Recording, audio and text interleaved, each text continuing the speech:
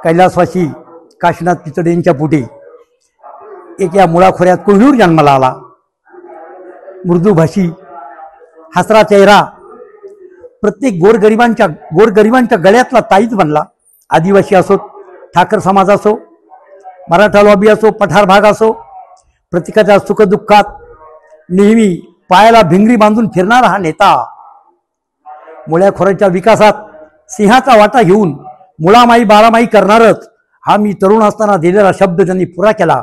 गावात पूर्ण मुळा नदीला केटीआर बांधले, रस्त्यांचं जाळं निर्माण केलं, शालेय विद्यालय निर्माण केली, आदिवासींसाठी शाळा दिल्या। माझ्या स्वतःच्या मुलांसाठी 50% फी माफ फर्ग्युसन कॉलेजला माफ करणारा हा नेता माझ्या मुलांच्या प्रगतीमध्ये सुद्धा त्यांचा सिंहाचा वाटा आहे। आज माझी 4ही मुलं क्लास 1 आहेत।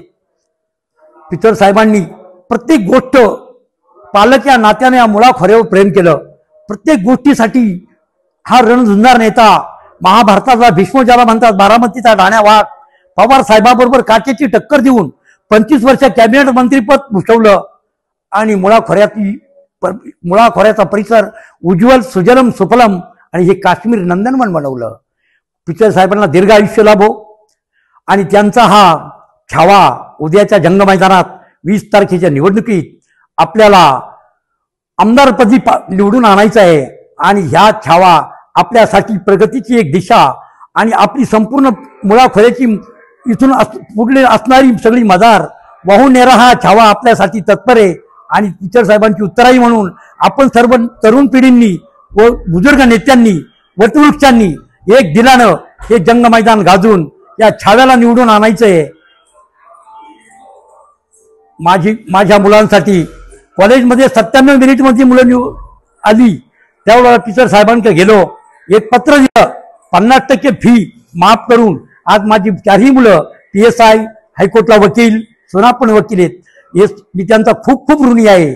त्यांना परमेश्वरा दीर्घायुष्य दे, असा हा नेता दीर्घायुष्य लाभून आणि तो हा छावा सुद्धा त्यांच्याच कार्याची दखल घेऊन त्यांच्याच कार्याची पुनरावृत्ती करून त्यांनी आमच्या पूर्वीची जी माया आहे त्या मायेचं जतन करून सर्वांच्या गळ्याचं ताईत बनावं आणि या विकासाची पाळेमुळं आमच्या युवा पिढीपर्यंत पोहोचवावीत। एक गठ्ठा मतदान देऊन उद्याच्या 20 तारखेला हा छावा निवडून आणायचा आहे।